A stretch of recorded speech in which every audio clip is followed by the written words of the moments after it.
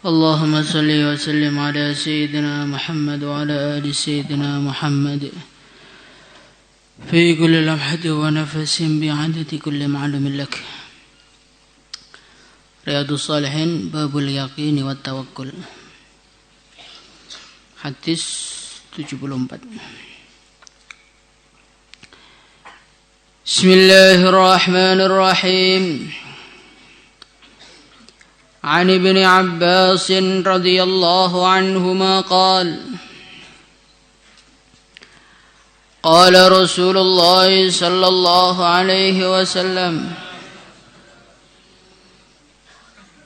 Aridat ditampakkan alayya atasku al-umamu umat-umat. Fara'aitu maka aku melihat an-nabiyya seorang nabi. Wa ma'ahu dan bersamanya ar-ruhaitu sekelompok kecil manusia. Rohtun itu adalah satu kumpulan manusia yang jumlahnya di bawah 10 orang. Wa nabiyya dan aku melihat seorang nabi wa ma'ahu dan bersamanya ar-rajulu seorang laki-laki saja. Wa rajulani dan 2 orang. Wa nabiyya dan aku melihat seorang nabi wa laisa dan tidak ada ma'ahu bersamanya ahadun seorang pun. Jadi di akhirat nanti itu kondisinya para nabi itu bermacam-macam.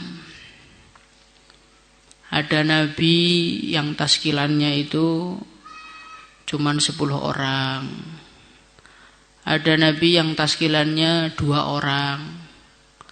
Ada nabi yang taskilannya 1 orang. Ada nabi yang ke akhirat enggak bawa taskilan sama sekali.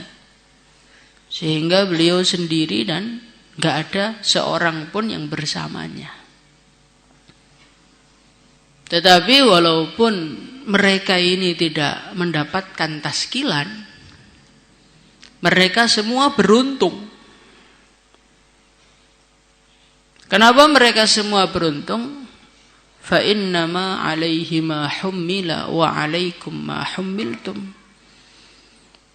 Karena setiap nabi itu mereka telah menyampaikan tanggung jawab yang Allah bebankan kepada mereka.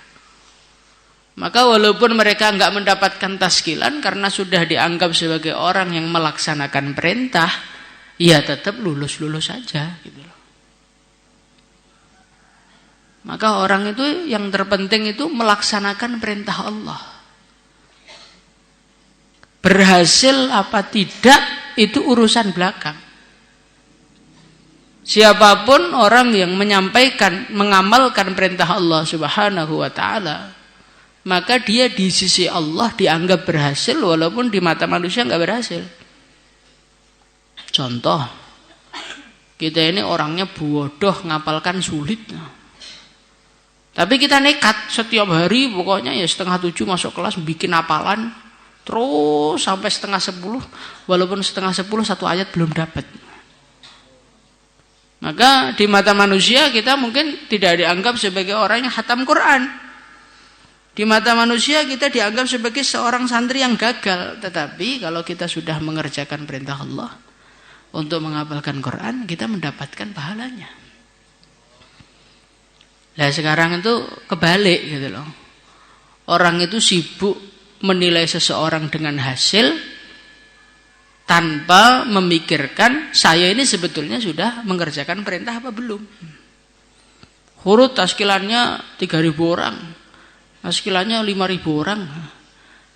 Ya itu suatu tanda keberhasilan di dalam dakwahnya. Tapi dakwahnya benar apa enggak? Sesuai dengan apa yang Allah perintahkan apa enggak? Lah ini malah kadang-kadang orang tuh melupakan. Maka kita ini belajar yang kita pentingkan itu tugas. Hasil dari tugas itu jangan kita jadikan sebagai tolok ukur keberhasilan seseorang. Insyaallah. Wan nabiyya, dan aku melihat seorang nabi walaysa ma'ahu ahadun, dan dia tidak bersama dengan siapapun. Tidak ada seorang pun yang bersamanya. Idrufi'a, tiba-tiba ditampakkan li kepada aku sawadun, sekelompok manusia. Sekelompok manusia kenapa dinamakan sebagai sawadun yang artinya hitam? Karena sekelompok manusia itu kalau dilihat dari jauh seperti sekumpulan perkara hitam. Sawadun, sekelompok manusia yang saya lihat dari jauh, azimun, yang besar.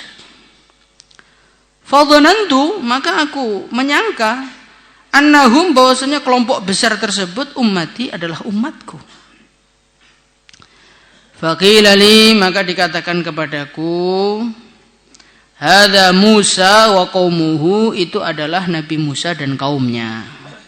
Umatmu bukan itu, masih kurang banyak. Walakin ingzur ilal ufuq, tapi lihatlah di ufuk sana. Fanadartu, maka aku melihat di ufuk sana. Fa idza sawadun azimun, maka tiba-tiba aku melihat sekelompok yang sangat-sangat besar. Maka difakilali, maka dikatakan kepadaku, ungdur ilal ufuqil akhar, kamu lihat di sebelah yang lain. Fa idza sawadun azimun, ternyata ada golongan yang besar juga. Fakilali, maka dikatakan kepadaku, hadhihi ummatuka, mereka ini adalah umatmu. Semoga kita ada di dalam kelompok manusia-manusia. Wa ma'hum, dan bersama mereka sab'una alfan, ada 70.000 orang, yadkhuluna, mereka masuk al-jannata, surga, bighairi hisabin, tanpa hisab, wala adzabin, dan juga tanpa azab. Thumma nahad, kemudian baginda Nabi Muhammad sallallahu alaihi wasallam, beliau bangkit, fadakhala manzilahu, maka beliau masuk ke dalam rumah beliau. Fakhadhan nas, maka orang-orang pun mereka membicarakan, mereka membahas, fi ulaika alladzina yadkhuluna aljannata bighairi hisab, mengenai orang-orang yang masuk surga tanpa hisab, wala adzabin, dan tanpa siksa.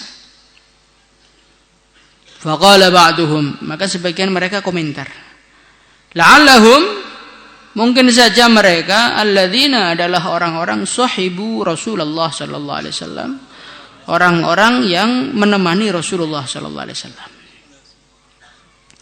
Wa qala ba'duhum, sebagian mengatakan, fala'allahum alladzina ulidu fil Islam, sebagian mengatakan mungkin saja mereka itu adalah orang-orang yang dilahirkan, mulai lahir sudah Islam.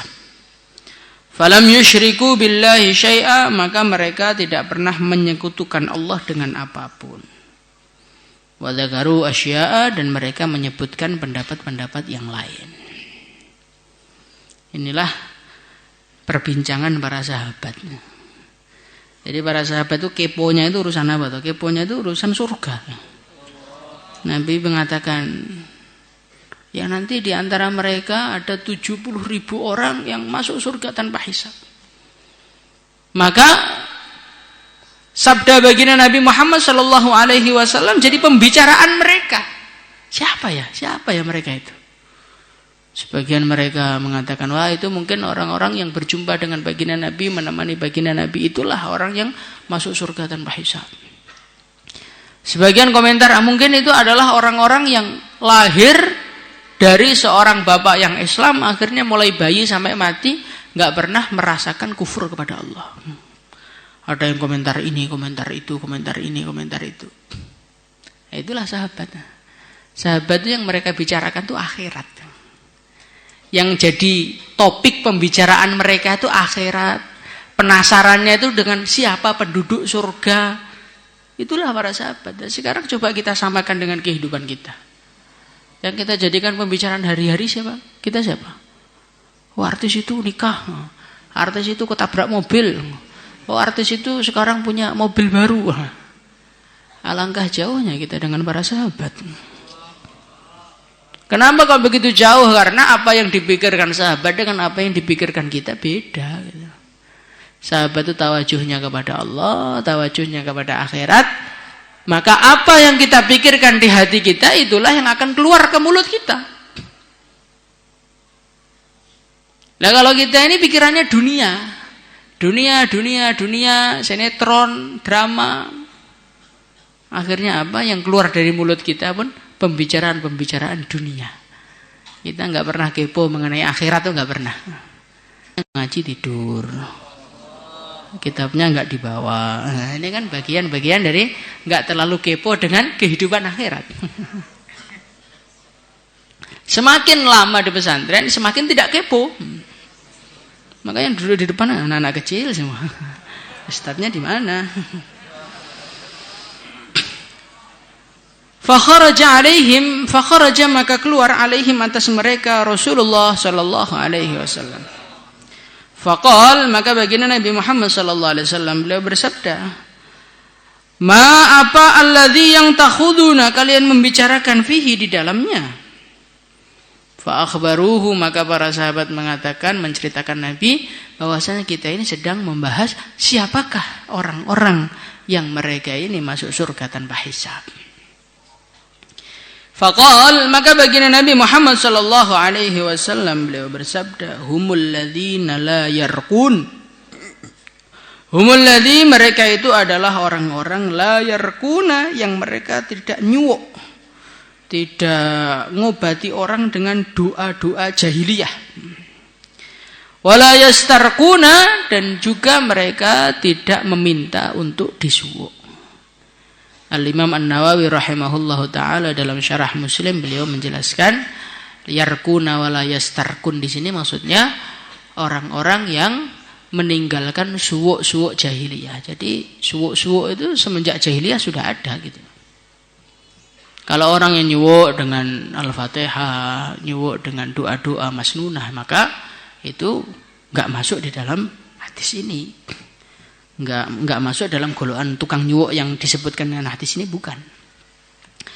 La yarkuna, mereka tidak nyuwuk dengan doa-doa jahiliyah, wala yastarkuna, mereka tidak minta untuk disuwuk. Wala yatatayyaruna, dan mereka juga tidak tatoyur. Tatoyur itu apa toh? Tatoyur itu merasa akan ada kesialan gara-gara melihat sesuatu. At-tasya'um bil masmu' au bil mar'i, itu namanya at-tatayyur. Melihat mau jalan tiba-tiba ada petir, wah ini kok ada petir, ini alamat perjalanan saya nanti akan bahaya ini. Nah, itu namanya tatayyur. Kamu mau ngelamar orang, tiba-tiba di depan ketemu orang mukanya jelek, wah ini alamat kayaknya nggak bagus ini, lah itu namanya tatayyur. Wala yatatayyarun, orang yang masuk surga tanpa hisab tadi, mereka adalah orang yang enggak suwuk dan menyuwuk, enggak minta disuwuk, enggak pernah tatayyur, wa ala rabbihim yatawakkalun, dan kepada Tuhan mereka, hanya kepada Tuhan mereka, yatawakkaluna, mereka bergantung. Semoga kita semua termasuk golongan ahli surga yang masuk surga tanpa hisab. Tapi ya ini syaratnya ini, la yarkun wala yastarkun wala yatatayyarun. Nah, kalau tiga-tiga ini insya Allah sudah kita. Yang keempatnya agak susah ini, wa ala rabbihim yatawakkalun, mereka hanya dan hanya bergantung kepada Allah. Tawakal itu apa tuh tawakal? Tawakal yu'khadhu minal wakalah. Tawakal itu diambil dari kata-kata wakalah. Apa artinya? Secara bahasa, al-i'timadu li ghairihi fi injazi amrim ma. Secara bahasa artinya tawakal itu adalah bergantung kepada perkara yang lain di dalam segala urusan. Itu namanya tawakal secara bahasa. Secara istilah apa? Sidqul abdi fil i'timadi 'ala Allah subhanahu wa ta'ala fi jalbil manafi' wa daf'id dar. Tawakal itu apa? Tawakal secara istilah adalah kesungguhan seorang hamba di dalam bergantung 100% kepada Allah dalam urusan menarik kebaikan ataupun menolak keburukan. Itulah namanya tawakal. Nah, seorang manusia ini tidak akan bisa bergantung kepada Allah. Tidak akan bisa, Pak? Bergantung kepada Allah dengan total 100% tanpa menoleh kepada makhluk sedikit pun,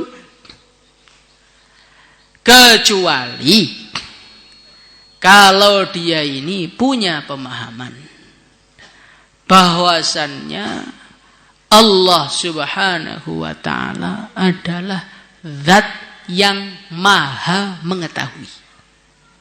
Selain Allah itu enggak ada yang tahu apa-apa. Orang yang menurutmu pintar, menurutmu alim, menurutmu hebat, wa ma utitum minal ilmi illa qalila. Selain Allah itu umpamanya punya ilmu cuma cipratan-cipratan yang sangat-sangat sedikit. Yang punya ilmu yang sebenarnya siapa? Allah. Orang itu tidak akan bisa tawakal kepada Allah kalau syarat nomor 1 dia meyakini hanya Allah tok yang tahu mengenai dia, itu hanya Allah tok yang tahu bagaimana jalan keluar masalahmu, yang tahu bagaimana biar kamu menjadi orang mulia, menjadi orang bahagia, menjadi orang beruntung dunia akhirat. Yang tahu hanya siapa? Allah. Muntahal ilm. Yang kedua muntahal qudrah. Kalau kamu punya keyakinan hanya Allah yang punya kuasa, yang mampu itu hanya Allah tak. Selain Allah enggak bisa apa-apa. Muntahal ilm, muntahal qudrah. Yang ketiga muntahal lutfi warifq. Seorang itu akan bisa, ringkasnya ya, akan bisa tawakal 100% kepada Allah. Kalau dia meyakini yang tahu hanya Allah, dia meyakini yang kuasa hanya, yang bisa mendatangkan manfaat, yang bisa mendatangkan madarat hanya. Kemudian yang ketiga, kalau dia yakin yang sayang kepada dia hanya Allah. Nah, orang nanti baru bisa tawakal kepada Allah. Nah, ini contoh dalam kehidupan kita. Ada orang pinter, segalanya tahu, ahli ekonomi, ahli keuangan secara teori, tapi dia ini nggak bisa cari duit, dan kamu butuh duit. Kira-kira kamu akan bergantung sama dia nggak? Akan bergantung nggak? Enggak. Karena apa? Walaupun dia pintar, tapi kamu yakin dia nggak akan bisa membantu kamu karena nggak punya kudrah. Ini ada orang, dia ini pintar cari duit, dia ini keilmuan ekonomi sangat canggih. Dan dia memang terbukti bisnis apa saja jadi duit semua. Pasir jadi duit, tanah jadi duit, apapun pokoknya jadi duit. Tapi kamu sudah sangat yakin bahwasanya dia itu sangat membenci kamu. Dia sangat pengen kamu itu cepat mati, cepat masuk ke kuburan, hilang dari dunia ini. Dan saat itu engkau perlu duit. Kira-kira kita akan bergantung kepada dia apa tidak? Tidak akan bergantung. Kenapa? Karena kita merasa dia orang yang tidak punya rasa kasih sayang kepada kita. Ini ada orang sangat mahir urusan keuangan, dan dia orang yang uangnya sangat banyak, ahli mencari duit. Kemudian dia sangat-sangat sayang kepada kita. Kemudian saat itu masuk akhir bulan, kamu belum bayaran. Kira-kira yang kamu hubungi pertama siapa? Siapa yang kamu hubungi? Ya dia. Karena kita merasa dialah yang sayang kepada kita, dialah yang akan peduli kepada kita. Ketahuilah wahai para manusia, ilmunya manusia, kudrohnya manusia, sayangnya manusia, itu semua dari siapa? Allah. Kalau kita meyakini bahwasanya yang tahu hanya Allah, yang kuasa hanya Allah, dan yang sayang kepada kita hanya Allah. Kalau Allah Subhanahu wa taala tidak memasukkan rasa sayang kepada orang tua kita akan membuang kita di selokan. Berarti yang sayang cuma siapa? Allah. Kalau kita merasa seperti itu dengan sebenar-benarnya, baru kita nanti akan bisa tawakal kepada Allah, akan bisa bergantung hanya kepada Allah. Bergantung pada Allah itu letaknya di mana? Di hati kan. Lah orang yang tawakal tingkatannya macam-macam. Di antara yang diceritakan Al-Imam Al-Ghazali rahimahullahu taala, orang yang tawakal kepada Allah itu tingkatan yang pertama seperti bergantungnya orang kepada seorang pengacara yang paling handal di dunia. Dia punya permasalahan di pengadilan, dia ketemu dengan pengacara yang sangat sayang kepada dia. Dia ketemu dengan pengacara yang sangat mahir, nggak pernah kalah di dalam perdebatan di pengadilan. Dan dia tahu kalau pengacara itu sangat luas ilmunya. Tiba-tiba pengacara tadi datang, "Pak, engkau akan saya bantu kalau engkau mau memasrahkan urusannya kepadaku. Maka kamu mesti akan totalitas, urusan Pak terserah engkau, pokoknya saya pasrah total 100%. Nah inilah tingkatan tawakal yang pertama kali. Kita pasrah kepada Allah dengan penuh kesadaran. Kita tawakal kepada Allah Subhanahu wa taala dan merasa kalau kita itu tawakal. Itu tingkatan pertama. Nah, tingkatan yang kedua adalah tawakal seperti tawakalnya seorang bayi kepada ibunya. Bayi itu kalau nangis yang dicari ibunya. Kalau susah yang dicari ibunya. Ketika dia sedang sedih, ibunya datang langsung senyum. Pokoknya apapun masalah yang dicari siapa? Ibunya. Tapi bayi sendiri itu dia nggak kerasa bahwasanya saya itu sedang bergantung kepada seorang ibu, dia nggak kerasa.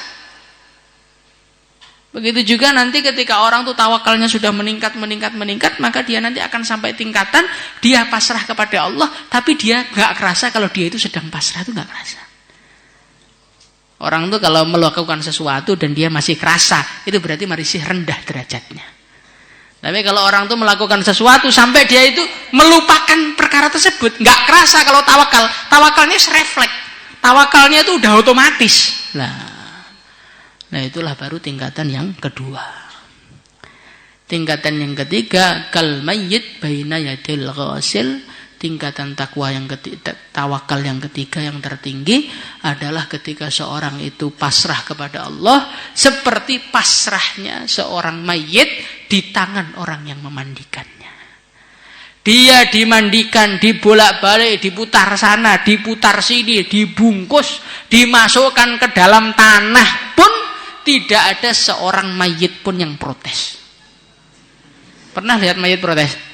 Nah, mayit kalau protes belum mati berarti. Nah, begitu juga ketika orang itu sudah sampai tingkatan tawakal yang tertinggi, maka dia itu tidak pernah pengen apapun, semuanya pokoknya dipasrahkan kepada Allah. Saya dikasih makan ya alhamdulillah, nggak dikasih makan ya saya nggak cari makan. Itu tingkatan tawakal yang tertinggi. Maka kita ini bagaimana sekarang belajar tawakal kepada Allah, jangan bergantung kepada asbab. Insyaallah ya. Loh, berarti orang tuh kalau tawakal tuh berarti harus meninggalkan asbab, Pak. Orang tuh akan tawakal kalau dia meninggalkan kerja, akan tawakal kalau dia itu meninggalkan mencari uang. Begitu? Oh tidak. Al-Imam Al-Ghazali rahimahullahu taala beliau mengatakan asbab itu ada dua. Asbab itu ada yang hasilnya pasti dan ada yang hasilnya itu masih kira-kira. asbab-asbab yang hasilnya pasti itu kalau kita kerjakan itu tidak merusak tawakal kita. Bahkan kalau kita meninggalkannya itu malah merusak karena kita bertentangan dengan syariat. Contohnya nasi di depan mata. Supaya nasi itu masuk di perut kita bagaimana caranya? Hulurkan tangan kita, ambil nasinya, masukkan ke dalam mulut. Lah, mengambil, menjulurkan tangan, ngambil nasi, dimasukkan di dalam mulut itu namanya asbab. Untuk supaya kita kenyang perlu menjulurkan tangan kita di dalam nasi yang di depan kita, itu namanya adalah asbab yang hasilnya pasti. Maka kita kalau ngaku-ngaku tawakal, terus nasi di depan mata nggak mau makan, saya nggak mau menjulurkan tangan saya, Pak. Allah Subhanahu Wa Taala kuasa kok menerbangkan nasi-nasi itu. Akhirnya nasi itu masuk ke dalam perut kita. Maka kita ini malah dicacat oleh syariat.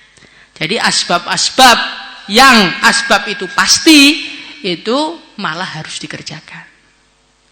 Tetapi kalau asbab-asbab itu adalah asbab-asbab yang masih kira-kira asbab semu, contohnya untuk meningkatkan bisnis maka kita perlu memahami ilmu marketing yang canggih. Bagaimana kita bikin iklan-iklan yang luar biasa, kita sebar brosur ke seluruh alam. Kita bagaimana mengenalkan produk kita kepada semua santri, kita mengenalkan kepada semua orang desa. Kita harus cari apa yang diminati oleh pasar saat ini. Nah, itu semua adalah hasil semu. Belum tentu kita ini sudah jungkir balik seperti itu terus omsetnya jadi naik, itu belum tentu. Banyak yang setelah itu malah rugi, itu banyak. Maka kata Al-Imam Al-Ghazali rahimahullah ta'ala, kalau asbab kita ini bentuknya itu asbab yang terlalu didalam-dalamkan, terlalu pakai strategi, itu bertentangan dengan tawakal kita. Maka seorang santri itu kalau mau bisnis saya enengnya gitu loh. Apa yang bisa dijual. Wes nggak usah kita ini mengiklankan, pasang di Instagram, beli follower biar kelihatan menarik. Kemudian pasang di marketplace. Kemudian bagaimana cara mengakalinya biar bintangnya menjadi 5, testimoninya menjadi menarik. Akhirnya orang beli, lah itu nanti dapat duit malah nggak barokah. Makanya kita ini belajar tawakal kepada Allah. Kalaulah kita mencari asbab, ya karena Allah memerintahkan kita untuk mencari rezeki yang halal, gitu aja. Nggak usah sampai nemen-nemen, sampai gara-gara duit meninggalkan ngaji, sampai gara-gara duit ngajarnya nggak dipersiapkan, sampai gara-gara duit ngajarnya ditinggalkan. Wah, kalau sudah arahnya seperti ini, kita sudah dikeluarkan Allah dari golongan orang-orang yang tawakal. Lah kalau orang sudah dikeluarkan dari orang golongan tawakal, ya nanti nggak ada jaminan masuk surga bighairi hisab. Maka kita ini di dunia ini wis nggak usah ngoyo-ngoyo, yang penting dijalani saja, qanaah, pasrah kepada Allah. Insyaallah ya. Insyaallah. Lah orang tuh kalau pasrah kepada Allah Subhanahu Wa Taala, justru rezekinya malah langsat. Rasulullah Shallallahu Alaihi Wasallam di dalam hadis yang setelahnya beliau bersabda, "Lau annakum tatawakkaluna 'ala Allah haqqa tawakkulihi la razaqakum kama yurzaqut thair taghdu himasa wa taruhu bitana." Hai manusia, kalau engkau itu tawakal kepada Allah Subhanahu wa taala dengan sebenar-benarnya, maka kalian semua akan diberi rezeki oleh Allah sebagaimana burung keluar dari rumah dalam keadaan lapar, pagi-pagi lapar, sore-sore sudah kenyang. Ada enggak burung kerja di perusahaan? Ada enggak burung jualan? Enggak ada. Kalau orang jualan burung ada, kalau orang burung jualan enggak ada. Kalau umpamanya burung itu dia hanya bisa makan dengan jualan, dengan bisnis, maka tentu burung di dunia semuanya. Maka kita ini urusan dunia itu enggak usah terlalu diburu. Kalau mau dicari silahkan, tapi enggak usah diburu. Insyaallah ya. Yang perlu kita buru itu apa? Surga. Karena apa? Karena urusan rizki ini kan, urusan rizki itu sudah dijamin oleh Allah. Wa ma min dabbatin fil ardi illa 'ala Allahi rizquha. Jadi urusan rizki di dunia ini sudah dijamin oleh Allah. Yang belum dijamin oleh Allah tuh akhirat nanti tempatmu di mana itu belum jelas. Lah anehnya manusia, kata Ibnu Athaillah As-Sakandari rahimahullah taala, beliau mengatakan sangat aneh seorang manusia, dia mengurusi sesuatu yang sudah dijamin oleh Allah dan dia meninggalkan sesuatu yang Allah belum menjaminnya. Tempatmu di akhirat bagaimana, kuburmu bagaimana, nanti mengenai jawaban mungkar nakir bisa jawab apa tidak, nanti di akhirat bisa jumpa dengan Rasulullah SAW apa tidak, itu semua belum ada jaminannya. Yang sudah dijamin oleh Allah Subhanahu Wa Taala itu rezeki kita, makan kita, nasi kita, nanti mau punya istri apa tidak, mau yang punya rumah apa tidak, nanti kita ini punya anak apa tidak, itu semua sudah ditakdirkan oleh Allah, sudah dijamin. Allah sudah mengatakan menjamin kok. Anehnya kita ini nggak percaya sama Allah, sehingga kita banting tulang peras keringat kita, habiskan umur kita demi untuk mencari dunia, sampai akhirnya dunia belum dapat, kita sudah meninggal dunia. Sehingga akhirnya di akhirat cuman bisa nangis saja, cuman bisa meratapi saja, tanpa bisa kembali ke dunia. Di Al-Quran itu loh, orang yang sudah sampai akhirat tuh pengen balik ke dunia, mau ngapain? Mau dagang? Mau bisnis? Mau kumpulkan duit? Enggak. Farji'na na'mal sholih. Akhrijna na'mal sholih. Ya Allah, keluarkan kami dari neraka. Kamu pengen balik ke dunia, ngapain? Na'mal sholih. Kami pengen amal soleh, pengen ngaji lagi. Lagi kita ini nggak usah nangis-nangis seperti itu, sudah amal soleh loh. Sudah ngaji, sudah di dunia. Maka di dunia ini perbanyak amal, biar kita di akhirat tidak menyesal. Insyaallah. Salatu